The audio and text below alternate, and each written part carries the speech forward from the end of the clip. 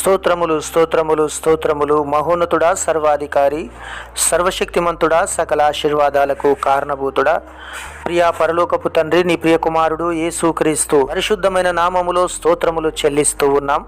ఈ ఉదయకాల సమయంలో తండ్రి, నీ పాద సన్నిధికి వచ్చి ప్రార్థిస్తున్నాం.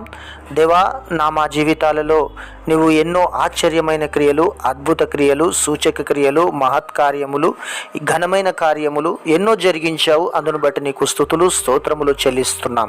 దేవా, నీకు వందనాలు. నీవు చేసిన ఉపకారములను బట్టి, మేలులను బట్టి, కృపను బట్టి స్తోత్రములు చెల్లిస్తున్నాం. దేవా, నువ్వు ఎంతైనా నమ్మదగిన దేవుడవు, నీతిమంతుడవు, కోటాని కోట్ల దూతలతో నిత్యము స్తుతించబడుతూ ఆరాధించబడుతున్న దేవుడవు, సర్వభూమికి మహారాజు అయి ఉండి మా ఎడల నువ్వు కృప చూపుతున్న విధానాన్ని బట్టి నీకు స్తోత్రాలు.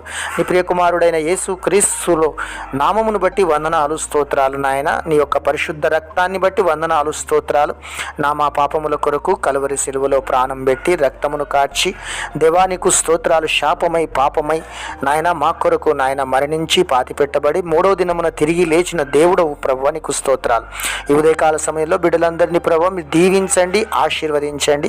ఉదయకాలం మొదలుకొని రాత్రి కాలం వరకు మీరు కృపా, క్షేమము, కరుణ, కటాక్షము మీరు దయచేసి మీ నామానికే మహిమ పొందుకోమని వారికి శాంతి సమాధానం ఇచ్చి ప్రతి పనిలో మీరు దీవెన ఆశీర్వాదము కలగజేయండి. వారి వ్యాపారాలను దీవించండి, పనులను దీవించండి, కుటుంబాలను దీవించండి, గృహాల చుట్టూ కంచె వేయండి, యేసు రక్తాన్ని ప్రోక్షించండి.